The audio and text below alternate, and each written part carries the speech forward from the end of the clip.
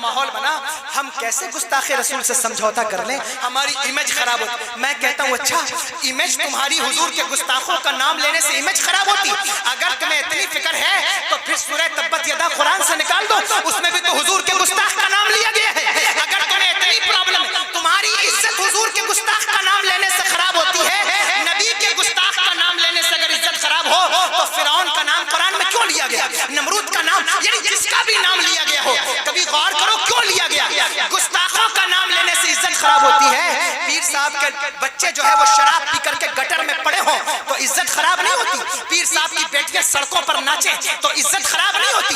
تمہارے صدر کے لوگ جو ہے وہ یعنی مسجد کا متولی ہے، مسجد کا صدر ہے، اور جو شراب پی کر کے گنڈوں کی محفل میں بیٹھے، عزت خراب نہیں ہوتی؟ اس سے تمہاری عزت پہ فرق نہیں پڑتا؟ دو دو چار چار روپے پر اپنا ووٹ بیچنے والوں، کیا ووٹ بیچنے سے تمہاری عزت خراب نہیں ہوتی؟ باعزت کہاں خراب ہوتی ہے کہ حضور کے گستاخوں کا نام لوگے تو عزت خراب ہوگی؟ میں تم سے کہنا چاہتا ہوں ہماری عزت کسی اہل غیرے کے دم سے نہیں، حضور کے قدموں سے ہے، اس لیے ہم حضور کی بات کریں گے، اور جو حضور پر بھوکے گا اس کے خلاف بھی بات کریں گے۔ اور یہ ادھیکار اسلام نے بھی ہمیں دیا ہے اور قانون ہند نے بھی ہمیں یہ ادھیکار دیا۔ شوق سے میرے بارے میں جو بولنا ہے بولو، مجھے کوئی حرج نہیں ہے، اور اللہ کی عزت کی قسم اس جسم کے اندر کسی ایرے غیرے کا نہیں، علی کا خون بہتا ہے۔ بات وہی کہوں گا جو حق ہوگی، بات وہی کروں گا، اچھی لگے یا بری لگے، لیکن یاد رکھنا جب جب کوئی مسلک اعلیٰ حضرت کی طرف بھوکے گا ہم وہ آنکھیں نوچ لیں گے جو بریلی کی طرف اٹھیں گی، ہم وہ گریبان چاک کر دیں گے جو بریلی کی طرف اٹھیں گے۔ یہ چیز برداشت نہیں کریں گے کہ کوئی ہمارے عقیدے سے کھلواڑ کرے، بھولی بھالی سنی عوام کے عقیدے سے کھلواڑ کرے، یہ برداشت نہیں کیا جائے گا۔ اور یاد رکھنا جب تک مسلک اعلیٰ حضرت کا ایک بھی سپاہی باقی رہے گا، حضور کا سچا عاشق باقی رہے گا، وہ اس چیز کو برداشت نہیں کرے گا، یہ علماء برداشت نہیں کریں گے۔ اس لیے ہمیشہ ایسے لوگوں سے بچو۔ صاحب مسلک اعلیٰ حضرت پر بات کرنے والے کیا بات کر رہے ہیں، کیا بات کہہ رہے ہیں، ذرا کبھی توجہ کیجیے۔ میں کسی کا رد نہیں کر رہا ہوں، لیکن بات تو وہی ہے کہ اگر تم نے اس مسلک کو چھوڑا، وہ کون سا مسلک ہے جس مسلک پر ارے یہ مسلک اعلیٰ حضرت کا نہیں ہے، یہ مسلک حضور غوث الاعظم کا ہے، یہ مسلک حضرت امام زین العابدین کا ہے، یہ مسلک جو ہے وہ کس کا ہے؟ وہی جسے شہزادے گلگو قبا کہتے ہیں۔ کون شہزادے گلگو قبا؟ اے دل بگی دامن سلطان اولیاء یعنی حسین ابن علی جان اولیاء۔ یہ مسلک تو امام علی مقام کا ہے، یہ مسلک تو بزرگوں کا ہے، سلف کا ہے، صالحین کا ہے، غوث الاعظم کا ہے، یہ مسلک تو غریب نواز کا ہے۔ اس مسلک سے دامن چھڑا کر کوئی پیر جو ہے وہ لوگوں کو رشد و ہدایت فراہم نہیں کر سکتا۔ یہ غنڈہ گردی چلتے چلتے منبر و محراب تک پہنچ گئی۔ اب صاحب آپ کو پیر بھی غنڈے مل جائیں گے کیا کہ آپ کسی پیر کے خلاف بات کیجئے تو باہر نکلیے تو اس کے مریدین ڈنڈا لے کے کھڑے ہوں گے کہ اس نے میرے پیر کے خلاف بولا ہے، اور یا جو ہے وہ رد کر دیا۔ رد کیا کیا صاحب کہ ان کی اوباشی کا رد کیا، کسی کی غنڈہ گردی کا رد کیا، کسی کے غلط نظریے کا رد کیا، تو گولی اور ڈنڈا لے کے لوگ سامنے کھڑے ہوتے ہیں کہ اس نے میرے پیر کا رد کیا ہے تو میں اس کو پیٹوں گا، اور پیر صاحب اس کی پشت پناہی کر رہے ہوتے ہیں۔ کیا یہ پیروں کا طریقہ ہے؟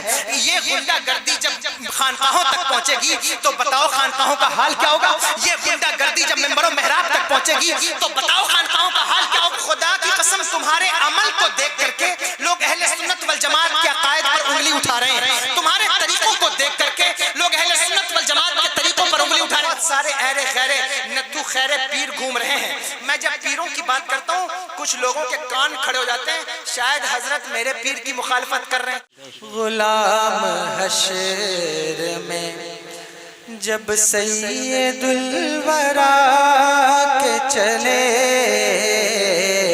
غلام حشر میں جب سید الورا کے چلے، غلام حشر میں، غلام حشر میں جب سید الورا کے چلے، غلام حشر میں جب سید الورا کے چلے،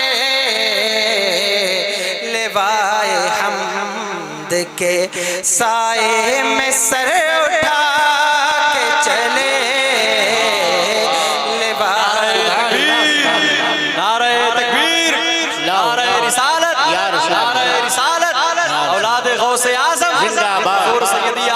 صاحب کی بلا مسلک اعلی حضرت زندہ باد آپ سماعت کر لیں میرے لیے بہت ہے سن لیں بس بہت شکریہ بہت شکریہ لوائے حمد کے سائے میں سر اٹھا کے چلے غلام حشر میں جب سید الورا کے چلے لوائے حمد کے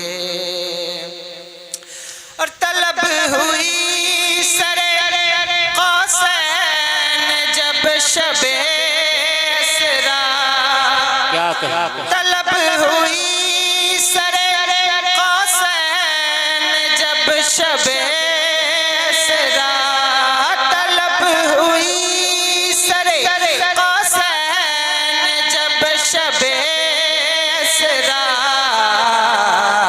حضور واقف منزل تھے مسکرا کے چلے حضور ماشاءاللہ بہت خوب حضور سبحان اللہ زندہ باد زندہ منزل باد تھے مسکرا کے چلے حضور واقف منزل تھے مسکرا کے چلے غلام حشر میں وقت نہیں ہے کچھ دیر کچھ گفتگو بھی کرنی ہے ایک شعر جو اس میں مجھے بہت پسند ہے اور جس میں شاعری کا بڑا زبردست استعمال ہوا ہے وہ میں پیش کر رہا ہوں ملاحظہ ارشاد آپ کو معلوم ہے کہ شراب حرام ہے معلوم ہے یا نہیں حرام ہے نا نشہ حرام ہے شعر سنیے نشے کی حرمت کی علت میں بہت ساری چیزیں ہیں لیکن ایک چیز جو یہاں ذکر کی گئی ہے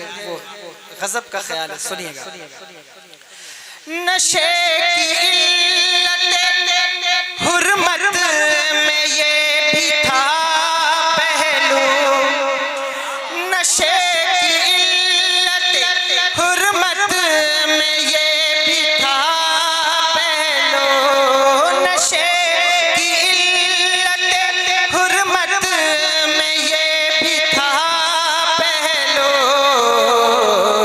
کہ پل سے رات پہ مومن نہ لڑکھڑا کے چلے کہ پل سے رات نعرہ رسالت مسلک اعلی حضرت اولاد غوث اعظم کہ پل سے رات پہ مومن نہ لڑکھڑا کے چلے غلام حشر میں اب ایک شعر اور سن لیجیے ان کی فرمائش ہے ہمارے ہاں جب کوئی پیدا ہوتا ہے تو بھی اسے غسل دیا جاتا ہے اور جب کوئی دنیا سے جاتا ہے تو بھی اسے غسل دیا جاتا ہے آپ نے کبھی غور کیا ہے کہ جو پیدا ہوتا ہے اسے غسل دیا جاتا ہے بات سمجھ میں آتی ہے لیکن جو جا رہا ہے اسے کیوں غسل دیا جاتا ہے وہ تو جانے والا ہے قبر میں جائے گا تو پھر اسے غسل کی ضرورت کیا ہے شعر سنیے نظر بعالم پاکیزگی پڑے پر نظر بعالم پاکیزگی پڑے پر نظر بعالم پاکیزگی پڑے پر مسافران لحد اس لیے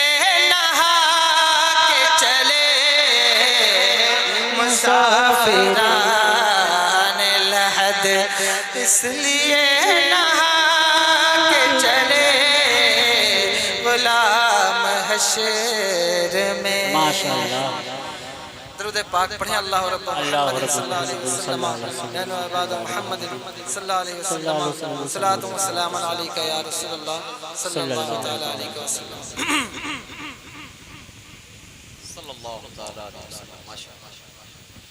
حضوری اور متاع چشم تر الحمدللہ حضوری اور متاع چشم تر الحمدللہ کھلا مجھ پہ در خیر البشر الحمدللہ، نظر آنے لگا ہوں اور نظر آتا رہوں گا، نظر آنے لگا ہوں اور نظر آتا رہوں گا، مسلسل مجھ پہ ہے ان کی نظر الحمدللہ۔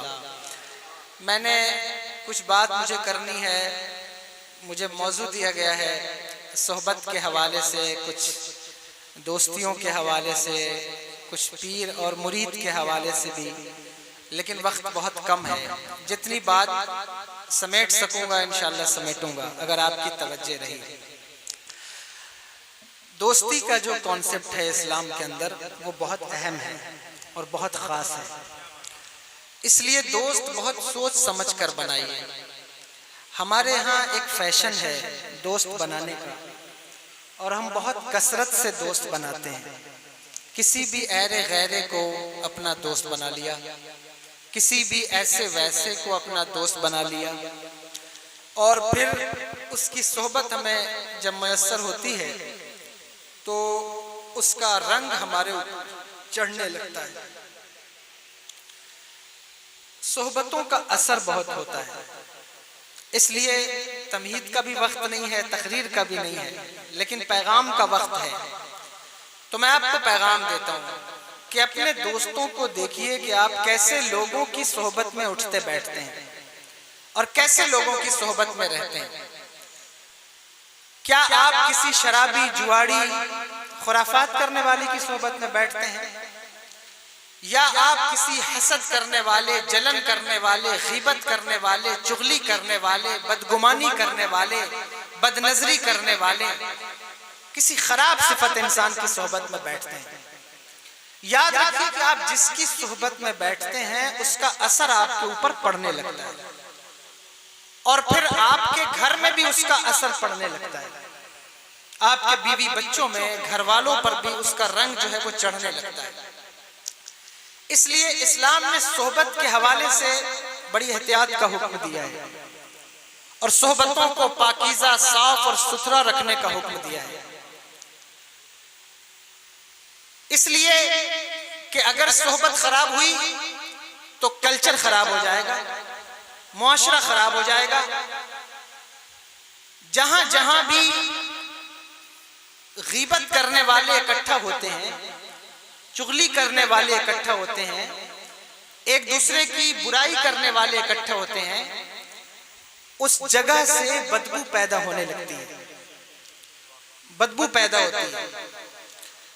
حضور کے صحابہ سرور دو عالم صلی اللہ تعالی علیہ وآلہ وسلم کے ساتھ تشریف فرما تھے، تو صحابہ نے عرض کی یا رسول اللہ عجیب سی بدبو آ رہی ہے، یہ حدیث پاک سنا رہا ہوں آپ کو، عجیب سی مہک آ رہی ہے، بدبو آ رہی ہے۔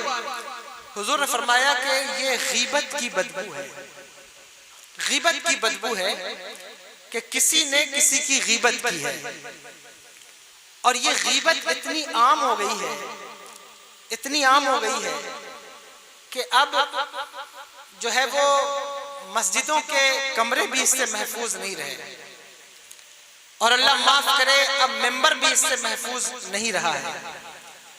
تو ہم طنز نہیں کرتے اور تنقید نہیں کرتے ہیں، ہمارا کام ہے اصلاح کرنا، بات کرنا، بات آپ کی سمجھ میں آئے تو آپ قبول کریں۔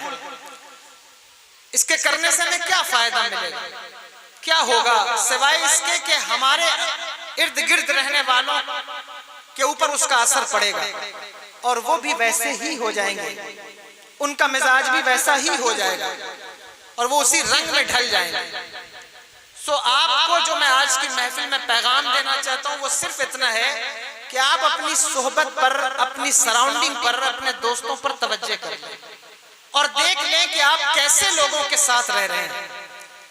کچھ لوگ ایسے ہوتے ہیں جو سمجھتے ہیں کہ ہمارے اوپر کوئی فرق نہیں پڑتا، ہم کیسے لوگوں کے ساتھ رہیں، اچھوں کے ساتھ، بروں کے ساتھ، شرابیوں کے ساتھ، کبابیوں کے ساتھ، بدگمانی کرنے والوں کے ساتھ رہیں، ہمیں کوئی فرق نہیں پڑتا۔ یاد رکھیے صحبت اگر خراب ہو تو نبی کا بیٹا بھی برباد ہو جاتا ہے، اگر صحبت بری مل جائے تو نبی کا بیٹا بھی ہلاک ہو جاتا ہے۔ آپ نے حضرت نوح علیہ السلام کے بیٹے کے بارے میں نہیں پڑھا کیا تھا؟ اللہ کے نبی حضرت نوح علیہ السلام منع فرماتے تھے بیٹا کافروں کی صحبت میں نہ رہ، لیکن نہیں مانا، نتیجہ کیا نکلا؟ برباد ہو گیا۔ اور پھر یہاں تک کہ اللہ نے فرمایا کہ اے میرے نبی اس کے بارے میں حکم کیا ہے کہ فرمایا لیس من اہلک، یہ تیرے گھر والوں میں سے نہیں ہے۔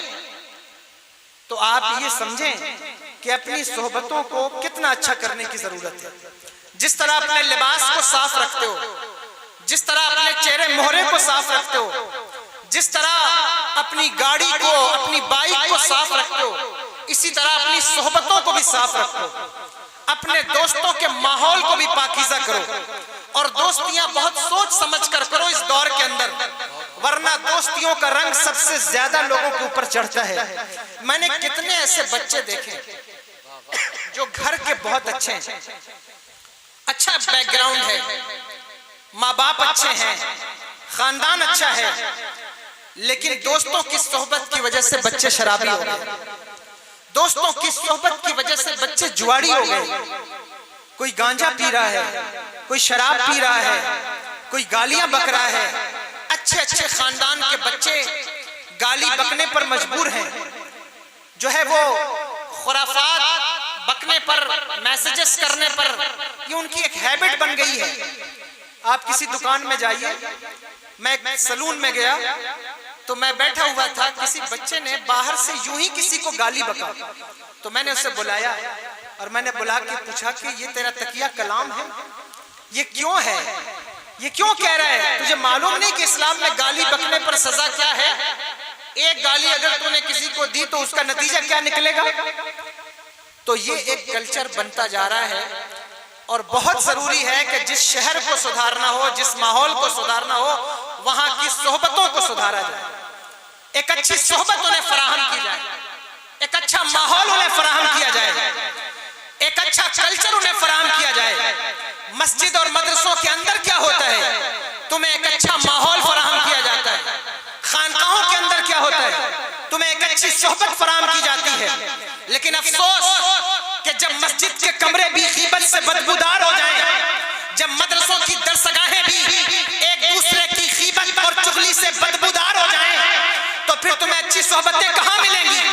اس لیے اگر تمہیں سدھارنا ہے تو میں بہت معذرت سے خود سے کہوں گا، اپنے علماء سے کہوں گا کہ ہمیں خود سدھرنا ہوگا، ہمیں انہیں اچھی صحبت فراہم کرنی ہوگی۔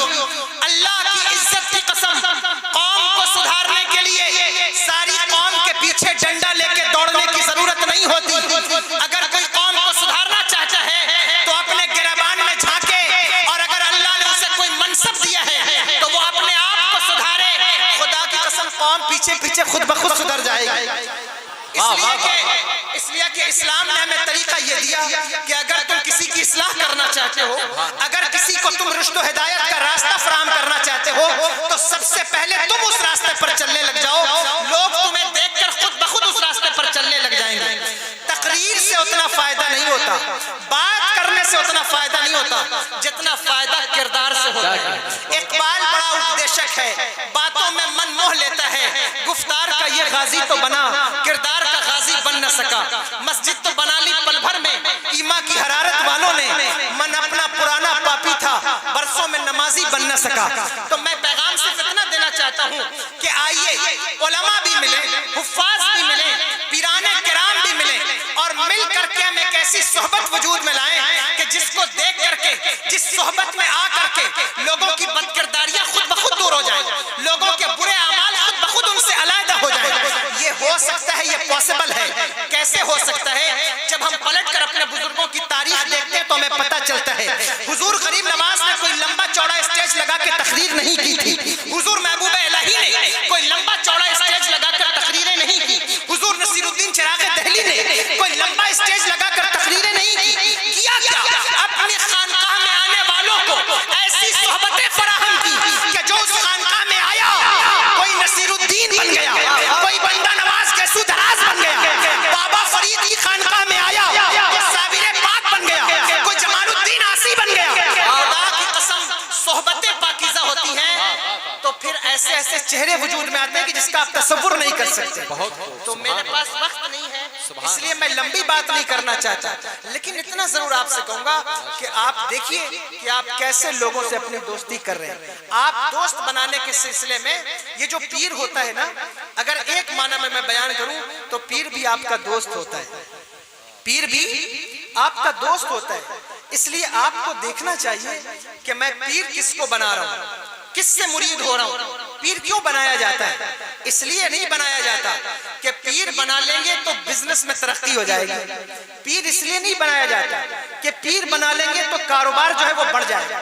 بلا شبہ اچھا پیر مل جائے تو بزنس بھی بڑھ جاتا ہے، کاروبار بھی بڑھ جاتا ہے، لیکن پیر اس لیے نہیں بنایا جاتا۔ پیر کیوں بنایا جاتا ہے؟ پیر تو اس لیے بنایا جاتا ہے کہ مجھے آخرت کے راستوں، میرے آخرت کے راستے کو پیر جو ہے وہ ہموار کر دے گا، استوار کر دے گا، اور مجھے وہ ایسی راہ فراہم کرے گا کہ جس پر مجھے تنہا نہیں چلنا پڑے گا، بلکہ نمائندگی میرا پیر کرے گا اور میں پیچھے پیچھے اس کا دامن پکڑ کر چلتا رہوں گا۔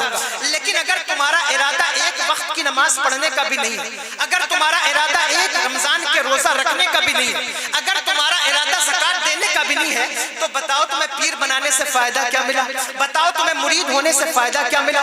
بتاؤ تمہیں جو ہے وہ یہ خوشامد پسندیوں سے فائدہ کیا مل رہا ہے؟ پیری اور مریدی کو بدنام نہ کرو۔ خدا کی قسم تمہارے عمل کو دیکھ کر کے لوگ اہل سنت والجماعت کے عقائد پر انگلی اٹھا رہے ہیں، تمہارے طریقوں کو دیکھ کر کے لوگ اہل سنت والجماعت کے طریقوں پر انگلی اٹھا رہے ہیں۔ وجہ کیا ہے؟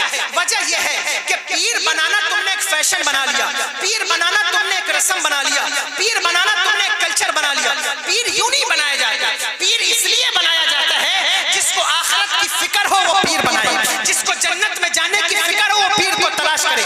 جو لوگ پیر کے منکر ہیں، پیر کا انکار کرتے ہیں، میں کہتا ہوں تمہیں آخرت کی فکر ہی نہیں ہے، ورنہ جسے آخرت کی فکر ہوتی ہے وہ بدایوں سے چل کر دلی تک پیر تلاشنے آتا ہے۔ جسے آخرت کی فکر ہوتی ہے وہ دلی سے چل کر پاک پتن تک پیر تلاشنے جاتا ہے۔ جسے آخرت کی فکر ہوتی ہے وہ سمنان سے چل کر بنگال کی کھاڑی تک پیر تلاشتا ہے۔ جسے آخرت کی فکر ہوتی ہے وہ بریلی سے چل کر مارہرا تک پیر تلاشتا ہے۔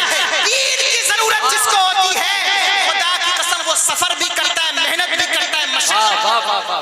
تو اس لیے یہ جو پیری مریدی کا کانسیپٹ ہے، جو کہ موضوع غلط ملت ہو رہا ہے دوستی اور پیری کا، لیکن وقت کی وجہ سے میں اس کو ملا رہا ہوں اور جو ہے وہ انکلوڈ کر رہا ہوں ساتھ میں ہی کہ پیر بھی ایک معنی میں آپ کا دوست ہوتا ہے۔ تو آپ دیکھو کہ تم کس کو پیر بنا رہے ہو۔ ایسے کو پیر بنا رہے ہو جس کی نظر تمہارے جیب پر ہے، ایسے کو پیر بنا رہے ہو جس کی نظر تمہاری جائیداد پر ہے، ایسے کو پیر بنا رہے ہو کہ جو شہر میں آئے تو سب سے امیر کے گھر میں رکے۔ پیروں کا طریقہ یہ نہیں ہے، پیروں کا کلچر یہ نہیں ہے۔ پیر کا معاملہ تو یہ ہوتا ہے، کبھی پلٹ کر دیکھو حضور غریب نواز کی زندگی کو۔ ایک کسان حضور غریب نواز کی بارگاہ میں آیا، واقعہ مشہور ہے، لیکن کبھی اس واقعے سے عبرت بھی تو حاصل کرو۔ کسان حضور غریب نواز کی بارگاہ میں آیا اور آ کر کہنے لگا، حضور بادشاہ کے ملازموں نے میرے اوپر ٹیکس بہت لگا دیا ہے، کرم فرمائیں کہ میرا ٹیکس کچھ معاف ہو جائے۔ حضور غریب نواز کون ہے؟ جن کے مرید حضرت قطب الدین بختیار کاکی رحمت اللہ تعالیٰ علیہ۔ یہ بختیار کاکی کون ہے؟ جن کے مرید میں نام آتا ہے سلطان شمس الدین التتمش کا۔ کتنا بڑا بادشاہ ہے دلی کا، مرید ہے حضور قطب الاقطاب حضور قطب الدین بختیار کاکی کا۔ حضور غریب نواز چاہتے تو ایک خط لکھ دیتے کہ شمس الدین جو ہے وہ میرے مرید کی کا لگان معاف کر دے، میرے مرید کا ٹیکس معاف کر دے، لیکن کیا فرمایا؟ کہا جاؤ تیار ہو کر آؤ، میں تمہارے ساتھ دلی چلوں گا، تمہارے ساتھ اجمیر سے دلی چلوں گا۔ اور پھر مرید تیار ہو کر کے آیا وہ کسان، اور حضور غریب نواز نے اس کا ہاتھ پکڑا اور اجمیر سے دلی کا سفر کیا، پیدل سفر کیا۔ اور جب دلی پہنچنے لگے تو دلی میں شور مچ گیا کہ اللہ کا وہ مقدس ولی، دنیا جسے غریب نواز کہتی ہے، وہ دلی آ رہا ہے۔ سلطان بھی دلی سے باہر نکل آیا، حضرت قطب الدین بختیار کاکی بھی دلی سے باہر نکل آئے۔ جب حضور غریب نواز پہنچے تو سلطان نے آگے بڑھ کر قدموں کا بوسہ دیا اور کہنے لگا، حضور آپ کو دلی آنے کی کیا ضرورت تھی؟ کوئی حکم تھا تو مجھے خط لکھ دیتے۔ فرمایا شمس الدین میں تو اس لیے آیا ہوں کہ تیرے کارندوں نے میرے غلام پر ٹیکس زیادہ لگا دیا ہے، اس کا ٹیکس معاف کر دیا جائے۔ سلطان قدموں میں گر گیا، کہنے لگا حضور آپ کسی کارندے کو لکھ دیتے میں ٹیکس معاف کر دیتا، آپ کیوں چل کر تشریف لائے؟ فرمایا ٹیکس تو معاف ہو جاتا، لیکن ہر قدم پر میرے مرید کا جو دل خوش ہوا ہے، وہ دل خوش ہونے کی برکت سے اللہ نے جو مجھے رتبہ عطا فرمایا ہے مل پاتی. اب آپ توجہ کریں، غور کریں کہ آپ کیا ایسے پیر سے مرید ہیں جو آپ کی دلجوئی کرتا ہے، جو آپ کی غربت کا خیال کرتا ہے؟ اور پھر پیر کا مطلب یہ بھی ہوتا ہے کہ وہ صرف نذرانے لینا بلکہ نذرانے باٹا بھی کرے. پیر کا مطلب یہ ہوتا ہے کہ صرف نذرانے وصول نہ کرے بلکہ نذرانے غریبوں میں باٹا بھی کرے. خانقاہوں سے لوگوں کے وظیفے فکس بھی ہوں. بہت سارے ایرے غیرے نتو خیرے پیر گھوم رہے ہیں. میں جب پیروں کی بات کرتا ہوں کچھ لوگوں کے کان کھڑے ہو جاتے ہیں، شاید حضرت میرے پیر کی مخالفت کر رہے ہیں. بہت سارے علماء بھی ایسے ہوتے ہیں، میں یہاں کسی کو نہیں کہہ رہا ہوں، لیکن ہوتا ہے کہ شاید میرے پیر کی مخالفت کر رہے ہیں. مجھے اتنی فرصت نہیں ہے کہ میں کسی کے پیر کی مخالفت کروں. مجھے تو فرصت ہی نہیں ہے اپنے پیروں کا ذکر کرنے سے، اپنے جو ہے وہ بزرگوں کا ذکر کرنے سے. میں کسی کے پیر کی مخالفت کیوں کروں گا؟ لیکن اتنا ضرور کہتا ہوں کہ جو دین کا مذاق اڑا رہا ہے اس کو نومینیٹ کرو اور پہچانو کہ دین کے نام پر جو تمہارے ساتھ کھلواڑ کر رہا ہے اس کو پہچاننا ضروری ہے. جو تمہارے کلچر کو، معاشرے کو برباد کر رہا ہے، جس نے اہل سنت والجماعت کے نظریے کو خراب کرنے کی کوشش کی ہے، اس کو پہچاننا ضروری ہے. یہی وجہ ہے، صرف یہی وجہ ہے کہ آج کل بہت سارے پیر مسلک اعلیٰ حضرت سے دامن چھڑا کے بھاگ رہے ہیں. کیوں بھاگ رہے ہیں؟ کیونکہ وہ جانتے ہیں کہ مسلک اعلیٰ حضرت وہ مسلک ہے کہ جس کی کسوٹی پر اگر ہم کو کس دیا گیا تو ہم کھڑے نہیں اتریں گے. اس لیے اسی مسلک کا رد کرنا شروع کر دو، اسی مسلک کی مخالفت کرنا شروع کر دو. میں کہتا ہوں شوق سے مخالفت کرو، لیکن یاد رکھو اللہ کی عزت کی قسم، جو نظریہ 1450 سال سے پہلے میرے آقا سرور دو عالم صلی اللہ تعالیٰ علیہ وسلم نے ہمیں عطا فرمایا تھا، اگر اس نظریے پر کھڑے رہنا چاہتے ہو تو مسلک اعلیٰ حضرت کو چھوڑ کر تمہارے پاس کوئی چارہ نہیں ہے. اگر تم مسلک اعلیٰ حضرت کے دامن کو چھوڑو گے تو گویا کہ 1450 سال کی تاریخ کو ترک کر دو گے.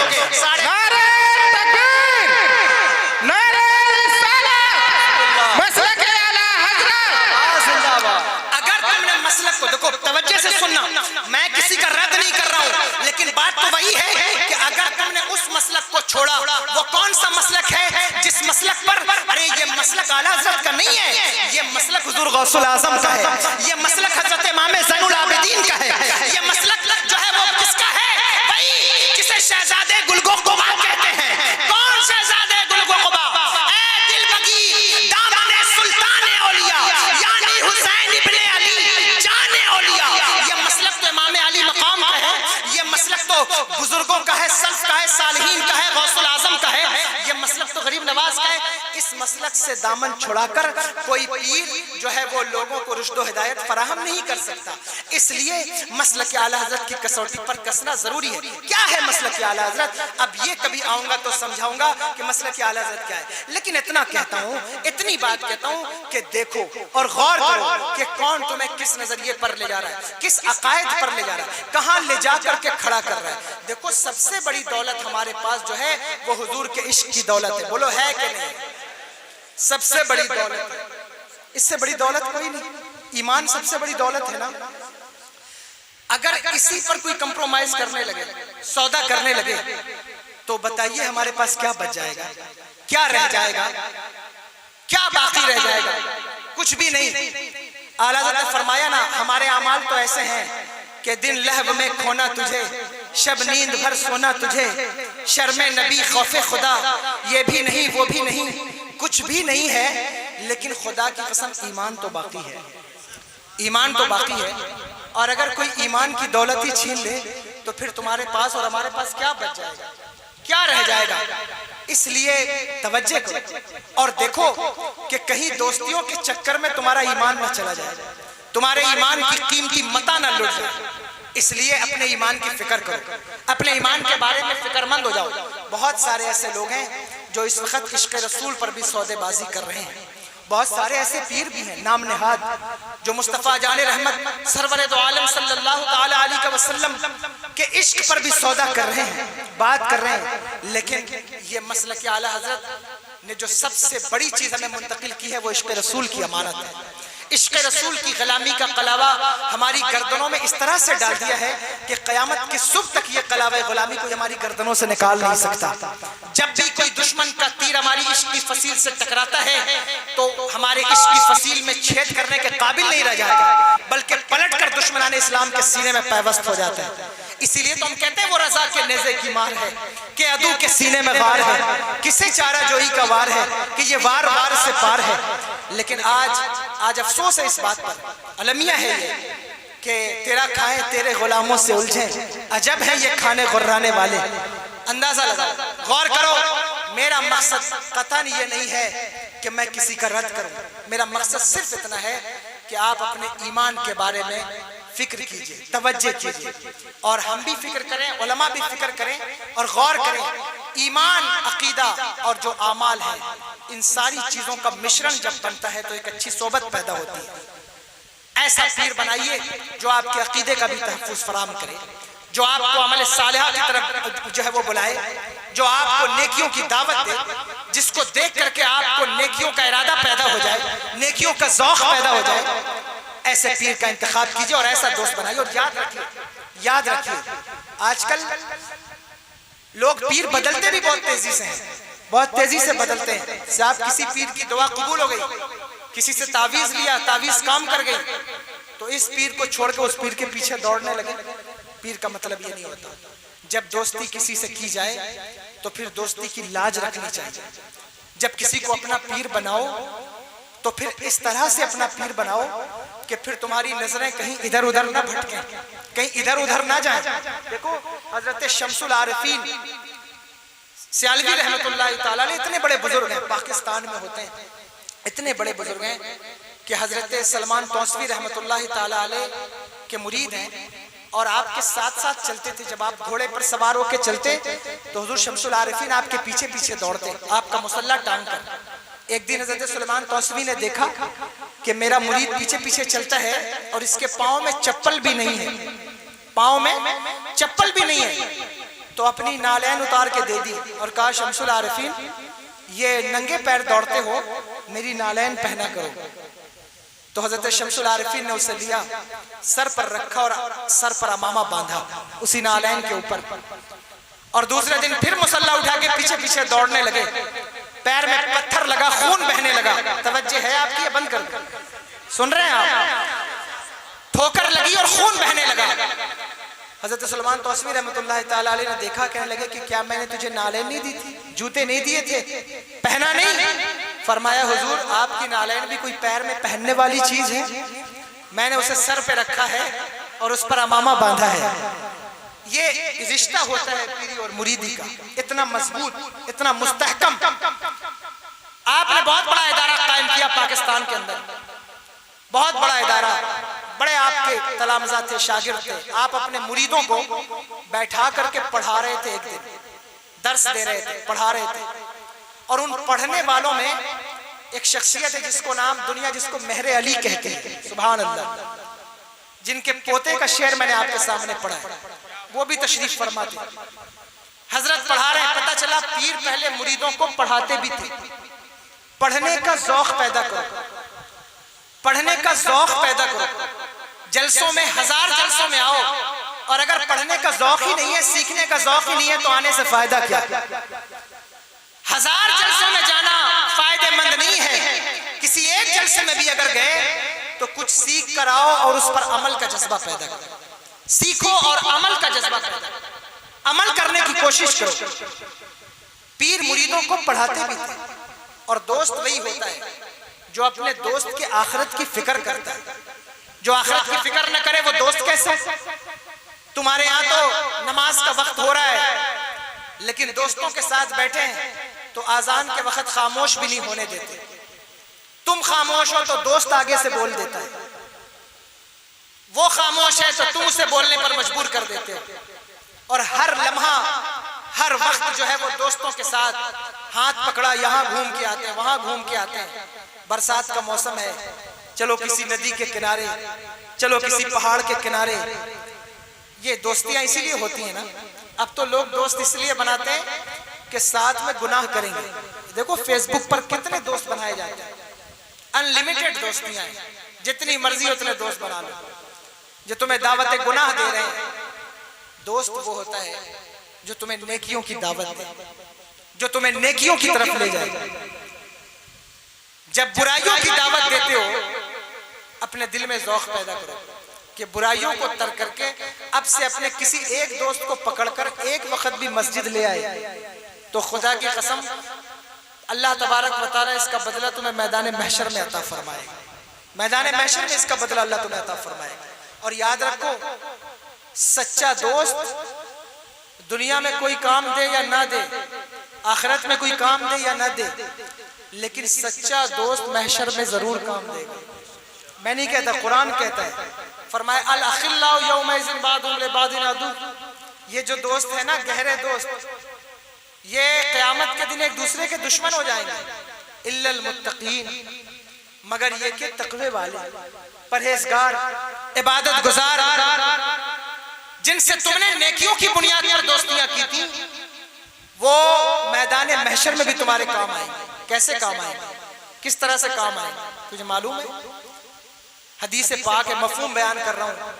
حضور سرور دو عالم صلی اللہ تعالی علیہ وسلم ارشاد فرماتے ہیں کہ میدان محشر میں اللہ تبارک و تعالیٰ کی بارگاہ میں ایک شخص حاضر ہوگا اور اپنی نیکیاں دکھائے گا. اس کی نیکیاں گنی جائیں گی اور ایک نیکی کم ہو جائے گی یا 10 نیکیاں کم ہو جائیں گی. اللہ کہے گا کہ 10 نیکیاں جا مانگ کر کسی سے لیا, کسی سے طلب کر کے لیا, اگر کوئی دے دے تو میں تجھے جنت میں جانے دیتا ہوں.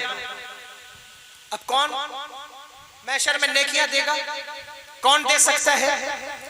جہاں باپ بیٹے کو پہچان نہیں رہا ہے, جہاں ماں بیٹے کو پہچان نہیں رہی ہے, کون تمہیں نیکیاں دے گا؟ کس سے نیکیاں طلب کرو گے؟ یہ چھوٹی چھوٹی نیکیوں کو بہت ہلکا جانتے ہو. جب ہم کہتے ہیں کہ مجلسوں میں آؤ تو ٹوپی لگا کر آؤ, وضو بنا کر آؤ, تو آپ کو لگتا ہے کہ یہ بھی کوئی بہت بڑی نیکی ہے کیا؟ تمہیں پتہ نہیں ہے کہ کون سی نیکی تمہیں کتنا کام آئے گی. تمہیں معلوم نہیں ہے کہ وہ کون سی نیکی تمہارے کام آ جائے. جب درود شریف پڑھنے کے لیے کہا جائے تو تمہیں لگتا ہے کہ اس وقت تو منہ میں گٹکا ہے, تو اب کیسے درود شریف پڑھیں؟ اب تمہیں نہیں پتا کہ وہ ایک مرتبہ کا درود شریف پڑھنا ہو سکتا ہے تمہارے لیے محشر میں کتنا کام آ جائے. تمہیں کیا معلوم کہ وہ ایک بار سبحان اللہ کہنا تمہاری قبر میں کتنا کام آ جائے. اللہ بخشنے پر آتا, اللہ کی رحمتیں بہانہ ڈھونڈتی ہیں, کون سی نیکی کہاں کام آ جائے تمہیں معلوم نہیں.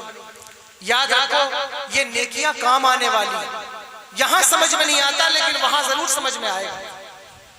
وہ ایک نیکی ڈھونڈنے نکلے گا, کوئی نیکی دینے والا نہیں ہوگا. لیکن سچا دوست جو دنیا میں جس سے عبادت کے لیے دوستی کی تھی, کہ میرے دوست دوستی اس لیے کی ہے کہ تیرے ساتھ 5 وقت کی نماز پڑھنے جاؤں گا, دوستی اس لیے کی ہے کہ تیرے ساتھ محفل میں جاؤں گا, تیرے ساتھ درس قرآن کی محفل میں جاؤں گا, تیرے ساتھ جو ہے وہ مسجد کا رخ کروں گا, تیرے ساتھ علم سیکھنے جاؤں گا. اور اگر تم کسی کو کچھ سکھا نہیں سکتے تو کسی عالم کی تقریر تو موبائل پہ لگا کے سنا سکتے ہو, کسی عالم کی تقریر کی لنک تو شیئر کر سکتے ہو, کسی عالم کا بیان تو شیئر کر سکتے ہو, کسی کو اچھی بات تو شیئر کر سکتے ہو. ایک اچھی بات شیئر کرنا بھی ثواب ہے, صدقہ ہے, نیکی ہے, اللہ اس پر بھی اجر عطا فرماتا ہے. یہ نیکیاں ہیں جو دوستوں کے ساتھ کرو. یاد رکھو یہ جو گناہ کے لیے دوستیاں تم نے کی ہوئی ہیں یہ آخرت کے دن تمہارے دشمن بن جائیں گے, لیکن نیکوکار جو اچھے دوست ہوں گے وہ محشر میں تمہارے لیے فائدہ مند ہوں گے. نیکیاں ڈھونڈنے نکلے گا, کوئی نیکی نہیں دے گا. دنیا کا ایک دوست مل جائے گا, کہے گا ارے کہاں جا رہا ہے؟ کہے گا بھائی جنت میں جانے کا سارا انتظام ہو گیا ہے, ایک نیکی کی کمی ہے. وہ کہے گا ایک نیکی گھٹ رہی ہے تو میرے پاس تو ایک ہی نیکی ہے, لے مجھ سے ایک نیکی لے لے اور تو جنت میں چلا جا. اور وہ نیکی لے کر رب کی بارگاہ میں حاضر ہوگا. سنا ہوا ہوگا آپ نے, بہت بار سنا ہوگا, لیکن آپ کبھی توجہ کریں. لے کر حاضر ہوگا, اللہ فرمائے گا یہ نیکی تجھے کس نے دی ہے؟ وہ عرض کرے گا میرے مالک یہ میرے دوست نے دی ہے. اللہ کہے گا اچھا آج کے دن مجھ سے زیادہ سخی کون ہے, مجھ سے زیادہ کریم کون ہے؟ اگر کسی نے تیرے اوپر کرم کیا ہے تو کیا میں اس کے اوپر کرم نہیں کروں گا؟ تو جا, جنت کا پروانہ تجھے بھی ہے اور اسے بھی ہے, تو بھی جنت میں جا اور اسے بھی جنت میں لے جائے. سبحان اللہ, سبحان اللہ. تمہیں معلوم ہے یہ دوستیاں کتنی اہم ہیں, کتنی خاص ہیں, لیکن تم نے دوستوں پر توجہ نہیں دی. تو ایسوں کو دوست نہ بناؤ جو تمہیں بگاڑ رہے ہیں, جو تمہارے معاشرے کو خراب کر رہے ہیں, جو تمہاری نسل کو خراب کر رہے ہیں, تمہارے کلچر کو خراب کر رہے ہیں. ایسوں کو دوست بناؤ جو تمہارے کلچر کو، تمہارے معاشرے کو، تمہارے ماحول کو، تمہارے شہر کو ایک اچھی فضا دے سکے، ایک اچھا ماحول دے سکے۔ اس لیے آج کے بعد دوستیاں کرنا تو دیکھ کر کے کرنا۔ حضور نے ارشاد فرمایا لا یاکل طعامک الا التقی، تیرا کھانا نہ کھائے مگر متقی انسان۔ کھانا بھی کھلاتے ہو تو اوباشوں کو کھلاتے ہو، دعوت بھی کرتے ہو تو بے وقوفوں کی دعوت کرتے ہو، دعوت بھی کرتے ہو تو گنڈوں کی دعوت کرتے ہو۔ کیوں کرتے ہو؟ کیوں گنڈوں کو بلاتے ہو؟ کیوں اوباشوں کو بلاتے ہو؟ جس کے یہاں شادی ہو، صاحب میری دوستی تو ایم ایل اے سے ہے، میری دوستی تو سانسد سے ہے، میری دوستی تو ودھائک سے ہے، میں منع نہیں کرتا، تعلقات بنانے سے منع نہیں کرتا، لیکن دوستی کا عنوان ایک الگ عنوان ہے۔ یہ بات یاد رکھنا کہ یہ اوباش تمہارے کسی کام نہیں آئیں گے، دنیا میں بھی کسی کام نہیں آئیں گے، آخرت میں بھی کسی کام نہیں آئیں گے۔ تم نے ان سے کیوں دوستیاں کی؟ ایک عالم دین آ جائے تمہاری محفل کے اندر، تمہاری بچی کا نکاح پڑھانے، رات کا 1 بج جائے 2 بج جائے، عالم دین بیٹھا ہوا ہے، کھانا کھایا کہ نہیں کھایا پتہ نہیں، چائے پیا کہ نہیں پیا پتہ نہیں، جو ہے وہ اس کو پانی ملا کہ نہیں پتہ نہیں، لیکن ایک سانسد تمہاری محفل میں آ جائے، ایک ودھائک تمہاری محفل میں آ جائے، ایک شراب پینے والا، ایک جوا کھیلنے والا، ایک زنا کرنے والا تمہاری محفل میں آ جائے، تم کو اس سے قلبی تعلق اتنا ہے کہ تم آگے پیچھے اس کے دوڑتے رہتے ہو۔ آخر ایسا کیوں کرتے ہو؟ کس بنیاد پر کرتے ہو؟ صرف اس بنیاد پر کرتے ہو کہ یہ مصیبت کے وقت میں ہمارا سہارا بن جائے گا، کوئی آڑا ترچھا کام پھنسے گا تو ہم اس کی مدد حاصل کر لیں گے اور یہ ہمارا سہارا بن جائے گا۔ یہی سوچ کر کے، بلکہ یہ سوچ کر کے لوگ اپنے مسجد کا صدر بھی ایسوں کو بناتے ہیں کہ جو قوم میں سب سے زیادہ گالی بکنے والا ہو، جو قوم میں سب سے زیادہ اوباش ہو، جو سب سے زیادہ چرب زبان ہو۔ صاحب ان کو کیوں صدر بنا دیا؟ اگر کوئی صدر بیٹھا ہو میری بات کا برا نہ مانے، لیکن بات وہی کہوں گا جس کی دعوت دینے کا حکم دیا گیا ہے، بات تو وہی کروں گا۔ تمہارا قائد بننے کا حق کسی اوباش کو نہیں ہے، تمہارے رہبر بننے کا حق کسی زانی کو نہیں ہے، تمہارا قائد تمہارا لیڈر بننے کا حق کسی جو ہے وہ مکار کو نہیں ہے۔ کیوں ایسے لوگوں کو رہبر بناتے ہو؟ کیوں ایسے لوگوں کو دوست بناتے ہو؟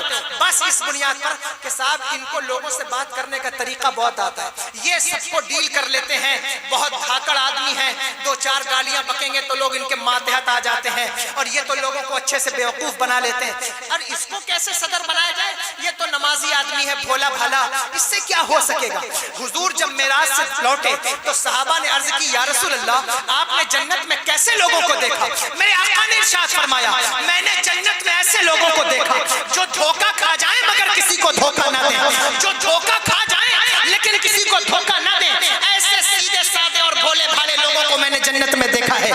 تم نے اپنا معیار غلط منتخب کر لیا ہے، تم یہ سمجھتے ہو کہ جتنا زیادہ گالی بکنے والا ہے اس کو دوست بنا لیا جائے، جتنا زیادہ شراب پینے والا ہے اس کو دوست بنا لیا جائے، جتنا زیادہ جو ہے وہ غنڈہ گردی کرنے والا ہے اس کو دوست بنا لیا جائے۔ کیونکہ مصیبت کے وقت میں یہ ہمارا سہارا بن جائے۔ نہیں، ایسے لوگوں کو اپنا دوست نہ بناؤ، یہ تمہارا سہارا نہ بنیں گے۔ کون تمہارا سہارا بنے گا؟ غمزدوں کو رضا مزد دیجئے کہ ہے بے کسوں کا سہارا ہمارا نبی۔ نعرہ تکبیر، نعرہ تکبیر، نعرہ رسالت، نعرہ رسالت، مسلک اعلی حضرت اولاد غوث اعظم۔ غمزدوں کو رضا مزد دیجئے کہ ہے بے کسوں کا سہارا ہمارا۔ یہ غنڈہ گردی چلتے چلتے منبر و محراب تک پہنچ گئی۔ اب صاحب آپ کو پیر بھی غنڈے مل جائیں گے کیا کہ آپ کسی پیر کے خلاف بات کیجئے تو باہر نکلیے تو اس کے مریدین ڈنڈا لے کے کھڑے ہوں گے کہ اس نے میرے پیر کے خلاف بولا ہے، اور یا جو ہے وہ رد کر دیا۔ رد کیا کیا صاحب؟ کہ ان کی اوباشی کا رد کیا، کسی کی غنڈہ گردی کا رد کیا، کسی کے غلط نظریے کا رد کیا، تو گولی اور ڈنڈا لے کے لوگ سامنے کھڑے ہوتے ہیں کہ اس نے میرے پیر کا رد کیا ہے تو میں اس کو پیٹوں گا، اور پیر صاحب اس کی پشت پناہی کر رہے ہوتے ہیں۔ کیا یہ پیروں کا طریقہ ہے؟ یہ غنڈہ گردی جب خانقاہوں تک پہنچے گی تو بتاؤ خانقاہوں کا حال کیا ہوگا؟ یہ غنڈہ گردی جب منبر و محراب تک پہنچے گی تو بتاؤ خانقاہوں کا حال کیا ہوگا؟ شوق سے میرے بارے میں جو بولنا ہے بولو، مجھے کوئی حرج نہیں ہے، اور اللہ کی عزت کی قسم اس جسم کے اندر کسی ایرے غیرے کا نہیں، علی کا خون بہتا ہے۔ بات وہی کہوں گا جو حق ہوگی، بات وہی کروں گا، اچھی لگے یا بری لگے، لیکن یاد رکھنا جب کوئی مسلک اعلی حضرت کی طرف بھونکے گا ہم وہ آنکھیں نوچ لیں گے جو بریلی کی طرف اٹھیں گی، ہم وہ گریبان چاک کر دیں گے جو بریلی کی طرف۔ نعرہ تکبیر،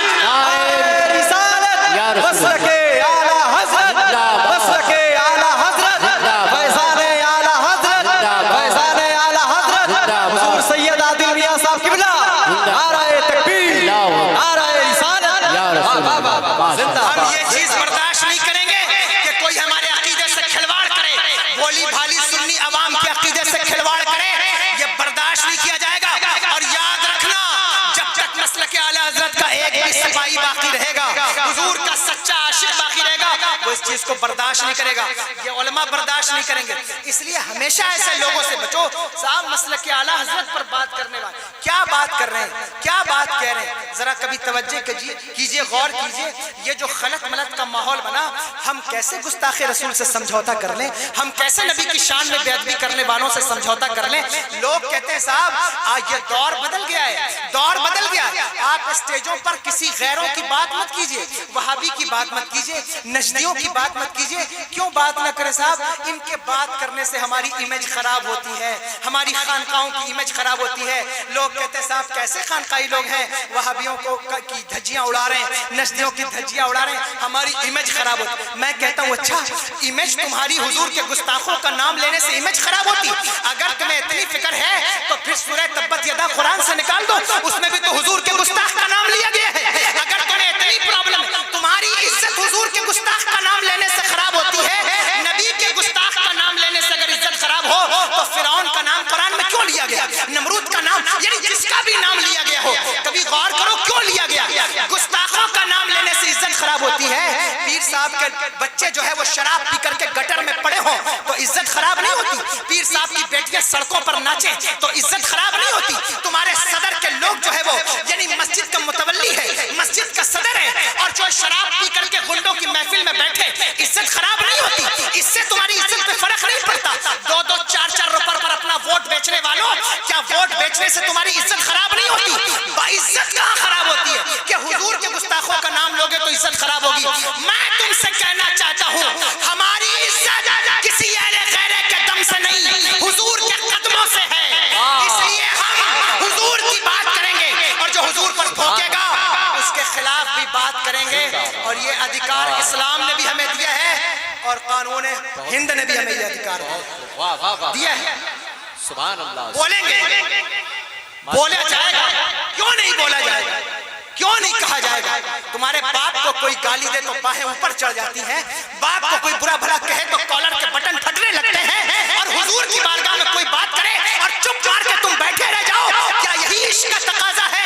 नहीं नहीं, हमने तो वो इश्क किया है कि ऐ इश्क तेरे सदके जलने से छूटे से जो आग बुझा देगी वो बुझा देगी, वो आग लगाई है। खुदा की कसम, खुदा की कसम, जो जान मांगो तो जान, ये इस शेर को खोखला मत समझना। जो जान मांगो तो जान देंगे, जो माल मांगो तो माल देंगे, मगर ये हमसे कभी ना होगा कि नबी का चाहो जलाल। हम कैसे किसी गुस्ताख के पीछे नमाज पढ़ सकते हैं? हम कैसे किसी गुस्ताख की इमामत कबूल कर सकते हैं? नहीं कर सकते। ये नजरिया हमें गौसुल आजम ने दिया है। और याद रखो, सबसे पहले ये नजरिया मैदान करबला से इमाम अली मकाम ने दिया है, अली की औलाद ने दिया है। अगर हुसैनी बन के जिंदा रहना चाहते हो, फैसला तुम्हें करना है। हुसैनी बनकर जिंदा रहना चाहते हो या कुछ किसी और ग्रुप में शामिल? बात लंबी हो गई मेरी, मैं बात सिर्फ इतना कहना चाहता हूँ, बात इतनी कहना चाहता हूँ कि दोस्तियों को पहचानो और सोबतों को पहचानो कि किस तरफ तुम्हें खड़ा रहना है, कहाँ खड़े रहना।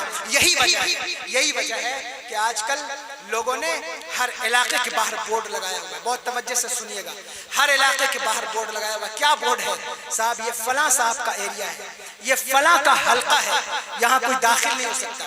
हुजूर ने इरशाद फरमाया था, कुर्बे क़यामत के बारे में किसी ने हुजूर से पूछा कि हुजूर क़यामत कब आएगी? हुजूर ने इरशाद फरमाया कि जब इंसानों के अंदर कुत्तों की सिफत पैदा हो जाए तो समझ लेना कि क़यामत करीब है। अब तवज्जो करो और बहुत बारीकी से देखो कि कुत्तों की सिफत क्या है। जानते हो कुत्तों की सिफत क्या है? कुत्तों की बहुत सारी सिफात हैं, लेकिन उसमें एक सबसे बड़ी सिफत यह है कि कुत्ता अपने इलाके में किसी और कुत्ते को दाखिल नहीं होने देता, चाहे वो उसका सगा भाई क्यों ना हो, यानी वो उसको नहीं दाखिल होने दे। जैसे ही वो दाखिल होगा, भौंक भौंक भौंक भौंक के उसको उस वक्त तक दम नहीं लेगा जब तक उसे भगा न ले। ये कुत्तों की सिफत है, पीरों की सिफत नहीं है। बहुत जसारत कर रहा हूँ, नकली पीरों की बात कर रहा हूँ। ये नकली पीरों के अंदर ये बात पैदा हुई है, वो बोर्ड लगाते हैं अपने इलाके में, साहब ये मेरा इलाका है, यहाँ कोई दाखिल नहीं हो सकता। کیوں نہیں داخل ہو سکتا؟ کیوں؟ یہ ہمارے پیر صاحب کا علاقہ ہے، تم کیسے داخل ہو گئے؟ اچھا تو تمہارے پیر صاحب کے نبی کوئی اور ہے کیا؟ اور ہمارے نبی کوئی اور ہے کیا؟ تمہارا بھی نبی وہی، ہمارا بھی نبی وہی۔ میرے امام کہتے ہیں جیسے سب کا خدا ایک ہے ویسے ہی ان کا، ان کا، تمہارا، ہمارا نبی، وہ تو ہمارا بھی نبی ہے، تمہارا بھی نبی ہے۔ اگر ہم کلمے کی بنیاد پر ایک نہیں ہو سکے تو پیر کیسے؟ اگر ہم اس کی توحید کی بنیاد پر ایک نہ ہو سکے، رسالت کی بنیاد پر ایک نہ ہو سکے، تو پھر اسلام کہاں ہے، دین کہاں ہے، اور خانقاہ کہاں ہے؟ یاد رکھو، یاد رکھو، دنیا کی ساری خانقاہیں بعد میں بنی ہیں، دنیا کی پہلی خانقاہ کا نام اسے بیت العلی کہتے ہیں، علی کے گھر دنیا کی سب سے پہلی خانقاہ ہے۔ تم دیکھو کہ اس میں صدیق اکبر بھی ہے، اس میں اور عمر بن خطاب بھی ہے، عثمان غنی بھی ہے، طلحہ اور زبیر بھی ہے، ابو ذر غفاری بھی ہے، سعد بن معاذ بھی ہے، سب اسی میں ہیں۔ اور تم کیسے ہو کہ تم نے سب کو الگ الگ کر دیا؟ صاحب یہ میرے پیر کا علاقہ ہے، یہ صاحب فلاں پیر کا علاقہ ہے، یہ فلاں پیر کا علاقہ ہے، اس میں کوئی داخل نہیں ہوگا، یہ کتوں کی صفت ہے۔ اور اسی لیے میں کہتا ہوں بوانگ دہل ہے تو یاد رکھو نقلی پیروں، یہ علاقے تمہارے نہیں ہیں اور تمہارے باپ کے بھی نہیں ہے۔ سنو، وادی رضا کی کوہ ہمالا رضا کا ہے، جس سمت دیکھیے وہ علاقہ رضا کا ہے۔ اگلوں نے تو لکھا ہے بہت علم دین پر، جو کچھ ہے اس صدی میں وہ ماشاءاللہ تنا رضا کا ہے۔ بہت خوب، سبحان اللہ۔ خانقاہوں کی آبرو کا نام اعلیٰ حضرت ہے، مزاروں کی چادروں کی پاکیزگی کا نام اعلیٰ حضرت ہے۔ یہ درگاہیں چمک رہی ہیں، حضور عظمت علی شاہ کی درگاہ ہے، ماشاءاللہ یہ درگاہ ہے، تمہیں معلوم ہے خدا کی قسم یہ حملے، میرے پاس تو وقت نہیں ہے مسئلہ کہ اعلیٰ حضرت سمجھاؤں، لیکن اتنا کہتا ہوں کہ صحبتیں سدھارو، دیکھو کہاں کھڑے ہو، کہاں بیٹھے ہو، کون سے حلقے میں ہو، غور کرو، تفکر کرو، تدبر کرو، اور اگر نہیں کر سکے، اب بھی نہیں کر سکے، تو پھر خدا کی قسم وہ دن دور نہیں ہے کہ جب تم اپنے عقیدے سے بھی ہاتھ دھو بیٹھو گے۔ کیسے برداشت کر سکتا ہے کوئی؟ نبی کے گستاخ کے پیچھے ساری چیزیں جو ہے وہ خلط ملت کرنے کی کوشش کی جا رہی ہیں، یہ بھی اچھے وہ بھی اچھے، ایسا نہیں ہو سکتا، ایسا نہیں ہو سکتا، قیامت کی صبح تک ایسا نہیں ہو سکتا، کبھی حسینی اور یزیدی ایک نہیں ہو سکتے، صحابہ کا گستاخ اور صحابہ کا مدحہ ایک نہیں ہو سکتا، یہ ہو نہیں سکتا، یہ ہو نہیں سکتا۔ اس لیے اپنے حلقوں کو پہچانو، یہ غیروں کی صحبت کا نتیجہ ہے کہ جو بعض اوقات ہمارے لوگوں کے عقیدے بھی خراب ہو رہے ہیں، بچوں کے عقیدے خراب ہو رہے ہیں۔ صاحب کیا ہے بنا ٹوپی لگا کے نماز پڑھیں؟ کیوں پڑھ رہے ہو؟ ٹوپی لگا کر پڑھنا کہاں لکھا ہے؟ اچھا ٹوپی لگا کر پڑھنا کہاں لکھا ہے؟ تو یہ بتاؤ یہ جو ولیمے میں 4 لاکھ کی شیروانی پہن کے گئے تھے یہ کہاں لکھا ہوا ہے؟ جو ڈی جے بجا رہے تھے، یہ جو بڑے بڑے گھوڑے پہ سوار ہو رہے تھے، یہ کہاں لکھا ہے؟ یہ نہیں دکھائی دیتا، یہ نہیں دکھائی دیتا۔ یہ جو 15 لاکھ کی چادریں پیش کر رہے ہو یہ کہاں لکھا ہے؟ یہ نہیں، یہ سر پر ٹوپی لگانا کہاں لکھا ہے؟ تو ہم بنا ٹوپی کے نماز پڑھیں گے، یوں ٹانگیں پھیلا کر نماز پڑھیں گے؟ وقت ہی نہیں ہے، ورنہ میں تمہیں بتاتا کہ صحبتیں کتنا بگاڑ رہی ہیں۔ آؤ اس صحبت کی طرف، ان لوگوں کی طرف جو اللہ کے رسول سرور دو عالم صلی اللہ تعالی علیہ وسلم کے سچے دیوانے ہیں، جو حضور غریب نواز کے سچے عاشق ہیں، جو مسلک اعلیٰ حضرت پر چلنے والے ہیں، جو لوگوں کو جوڑنے کی بات کرتے ہیں، جو آپس میں، اور یہ بھی یاد رکھنا آپس میں مت بٹو، سنیوں آپس میں مت بٹو، ایک ساتھ مل کر کے رہو، ایک ساتھ اتفاق کے ساتھ رہو، اپنی صحبتوں کو اچھا کرو۔ بات لمبی نکلی، عرض یہ کر رہا تھا کہ جو پیر ہوتا ہے وہ یوں ہوتا ہے کہ وہ ایسی صحبت فراہم کرتا ہے اور دوستی ایسی ہوتی ہے کہ یہاں بھی کام دیتی ہے اور وہاں بھی کام دیتی ہے۔ حضرت شمس العارفین جو ہے وہ بیٹھے ہوئے اپنی درسگاہ میں اور اپنے مریدوں کو پڑھا رہے ہیں، پڑھاتے پڑھاتے ایک نورانی چہرے والے داخل ہوئے، سارے طلبہ اٹھ کے کھڑے ہو گئے، حضرت بھی اٹھ کے کھڑے ہو گئے، مصافحہ کیا، ہاتھ چوما، اور جب تھوڑی دیر بیٹھنے کے بعد وہ بزرگ اٹھ کر تشریف لے گئے تو حضرت شمس العارفین سیالفی رحمۃ اللہ تعالی علیہ فرماتے ہیں کہ اے میرے تلامذہ، اے بچوں، تمہیں معلوم ہے یہ کون تھے؟ بچوں نے کہا حضور معلوم نہیں۔ کہا یہ جناب خضر علیہ السلام ہیں، یہ جناب خضر ہیں، جاؤ جاؤ ان سے ملاقات کرو۔ سارے طلبہ اٹھ کر باہر نکلے اور حضرت خضر کے پیچھے دوڑے، ایک بچہ ان کی درسگاہ میں بیٹھا ہوا تھا۔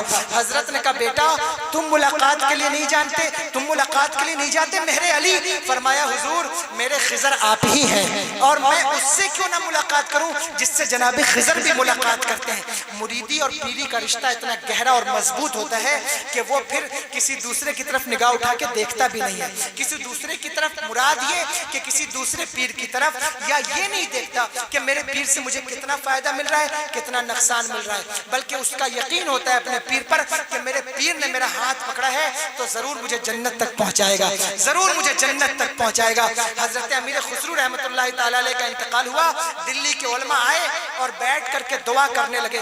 خدا کی قسم یہ میں اپنے لوگوں سے بات کہہ رہا ہوں، دوسرے یقین نہیں کریں گے. حضرت امیر خسرو جنازے سے اٹھ کر بیٹھ گئے، گہوارے سے اٹھ کر بیٹھ گئے اور کہنے لگے اے دلی کے علماء میرے لیے دعا نہ کرنا.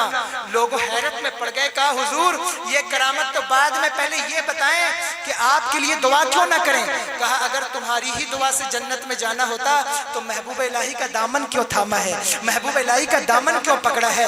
اپنے پیر پر بھروسہ کرو لیکن دیکھ لو کہ اس کا عقیدہ کیسا ہے، اس کا نظریہ کیسا ہے، وہ تمہیں کیا سکھا رہا ہے. وہ تمہیں لڑنے مارنے مرنے کی بات کرتا ہے یا تمہیں وہ حضور کے عشق کی بات کرتا ہے، یا وہ جو ہے وہ دین کی بات کرتا ہے، وہ غیبت اور چغلی کی بات کرتا ہے، یا پھر جو ہے وہ تمہاری صحبتوں کو پاکیزہ بناتا ہے، تمہارے نفس کا تزکیہ کرتا ہے. قرآن کہتا ہے الاخلاء یومئذ بعضهم لبعض عدو الا المتقین. اب میں نے بات کو پھیلا دیا تھا لیکن میں بات کر نہیں سکتا لمبی کیونکہ وقت ہو گیا ہے.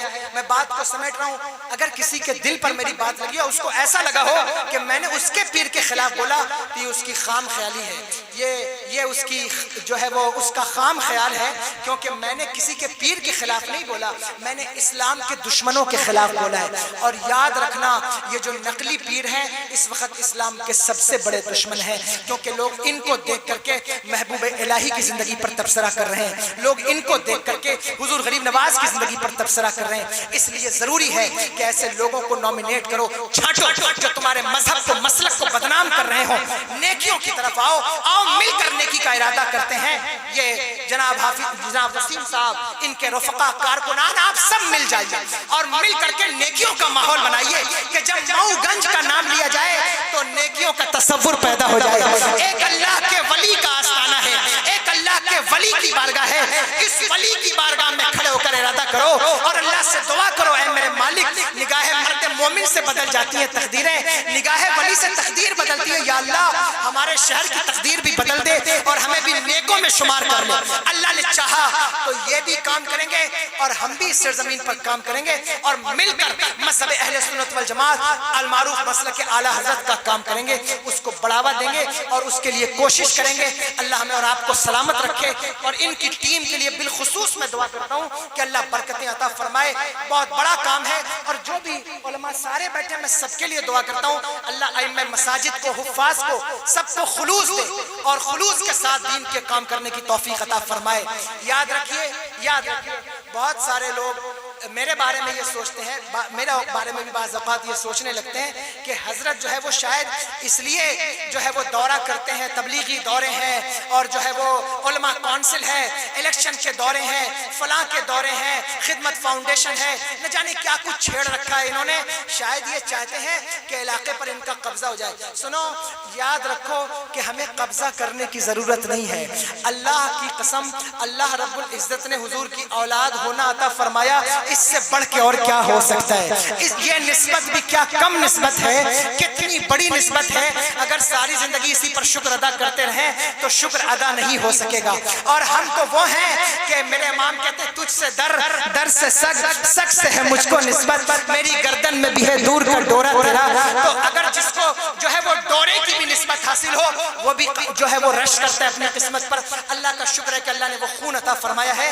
تو میرا ارادہ یہ نہیں ہے، میرا ارادہ صرف اتنا ہے کہ ہمارے جو ائمہ ہیں، ہمارے جو حفاظ ہیں، ٹیمپو والوں کی بھی یونین ہے، رکشہ چلانے والوں کی بھی یونین ہے، جو ہے وہ یعنی کہ سڑک پر جھاڑو لگانے والوں کی بھی یونین ہے. تو بتاؤ علماء کی یونین کیوں نہیں ہونی چاہیے, علماء کی کونسل کیوں نہیں ہونی چاہیے؟ اس لیے ہم نے یہ کام کیا ہے. اللہ جانتا ہے کہ ہمارا ارادہ یہی ہے. اور ہم جو ہے وہ آپ نے سنا ہوگا, ہم تقریروں میں اپنے آباء و اجداد کے شجرے نہیں بیان کرتے, چاہے تو رات انہی کی تعریف میں گزار دیں, لیکن ہم بات وہ کرتے ہیں جس کا حکم میں اللہ اور اس کے رسول نے عطا فرمایا ہے. تو آؤ اس حکم کی طرف چلیں, مل کر دین کا کام کریں. اس تنظیم کا سپورٹ کیجئے, ان لوگوں کا ساتھ دیجئے, اور تمام ائمہ مساجد سے میری مخلصانہ اپیل ہے کہ اپنے اپنے علاقے میں بھی جو ہے وہ اس طرح سے دین و سنت کا کام عام کیجئے. جہاں کہیں سے بھی آپ مرید ہیں, بیعت ہیں, سلسلے اگر سچے سلسلے ہیں تو سلسلے توڑنے کے لیے نہیں آئے ہیں, سلسلے جوڑنے کے لیے آئے ہیں, سلسلے جوڑنے کے لیے آئے ہیں. اور اگر آپ قادری ہیں, چشتی ہیں, نقشبندی ہیں, شاذلی ہیں, رفاعی ہیں, برکاتی ہیں, نوری, کسی بھی سلسلے سے آپ کا تعلق ہو, خدا کی قسم یاد رکھیے گا کہ یہ سارے سلسلوں کی کڑی میرے آقا حضور غوث الاعظم پر جڑ جاتی ہے. اور ہم سب جو ہندوستان میں ہیں تو چشتی ضرور ہیں, بغیر چشتی ہوئے حل نہیں ہو سکتا مسئلہ. تو میں قادری ہوں لیکن چشتی بھی ہوں, برکاتی ہوگا تو بھی چشتی ہوگا, نظامی ہوگا تو بھی چشتی ہوگا, شاذلی ہوگا تو بھی چشتی ہوگا, نقشبندی ہوگا تو بھی چشتی ہوگا ہند میں رہ کر. لیکن یہ سارے سلسلے میرے آقا حضور غوث الاعظم سے مل رہے ہیں, کیونکہ ہر سلسلے میں ان کا فیضان پہنچ رہا ہے. میرے امام کہتے ہیں مزرعے چشت بخارا و عراق و اجمیر, کون سی کشت پہ برسا نہیں جھالا تیرا, راج کس شہر میں کرتے نہیں تیرے خدام, باج کس نہر سے لیتا نہیں دریا تیرا. یعنی یاد رکھنا, کوئی پیر اس وقت تک پیر نہیں ہو سکتا جب تک یوں نہ کہے کہ قادری کر, قادری رکھ, قادریوں میں اٹھا قدر عبد القادر قدرت نما کے واسطے. تو ہم سب چشتی بھی ہیں اور قادری بھی ہیں. جس بھی سلسلے سے ہمارا تعلق ہے, سلسلے جوڑنے کے لیے آئے ہیں. آئیے ہم جڑ جائیں اور جڑ کر کے کام کریں, اور جڑ کر کے کام کرنا یہ انسان کو فائدہ پہنچاتا ہے. تو ہم اپنے آپ کو دیکھیں اور غور کریں کہ ہم کس جگہ کھڑے ہیں اور ہماری صحبتیں کیسی. اپنی صحبتوں کو اچھا کریں گے, بولیے انشاءاللہ. اچھی صحبتیں کیجئے, اچھے لوگوں کے ساتھ بیٹھیے, اچھی بات کرنے والوں کے ساتھ بیٹھیے, جن کو دیکھ کر اللہ یاد آئے. تلاش کیجئے ایسے لوگوں کی. اللہ تبارک و تعالیٰ اس بزم کو قبول فرمائے, اس محفل کو قبول فرمائے, اور جن لوگوں نے اس محفل کا انعقاد کیا اللہ ان کو جو ہے وہ اس کا اجر عظیم عطا فرمائے. جتنے حفاظ علماء تشریف لائے, جتنے لوگ حاضر آئے, جس جس سلسلے سے ہیں, اللہ آپ کو ان سلسلوں کا فیضان عطا فرمائے اور اس محفل کو قبول فرمائے. اللہ تبارک و تعالیٰ ہم سب کی مغفرت فرمائے. استغفر اللہ ربی من کل ذنب و اتوب الیہ. اور یاد رکھنا, اگر کسی کو لگا ہو کہ میں نے کسی کے پیر کا رد کیا تو تمہاری خام خیالی ہے. میری عادت نہیں ہے تنقید کرنے کی. اگر کسی کے بارے میں مجھے پتہ چل جائے تو میں کھل کے بولتا ہوں. چھپ کے بولنا علی کے بیٹوں کی عادت نہیں ہے, تو میں چھپ کے نہیں بولتا. تو میں نے رد ان کا کیا ہے جو واقعی میں جعلی ہیں, نقلی ہیں اور بےہودہ ہیں, ان کا میں نے رد کیا ہے. اللہ تبارک و تعالیٰ قبول فرمائے اور ہم سب کی مغفرت فرمائے. استغفر اللہ ربی من کل ذنب و اتوب الیہ. اشہد ان لا الہ الا اللہ و اشہد ان محمدا عبدہ و رسولہ وما علینا الا البلاغ. حضرات 2 منٹ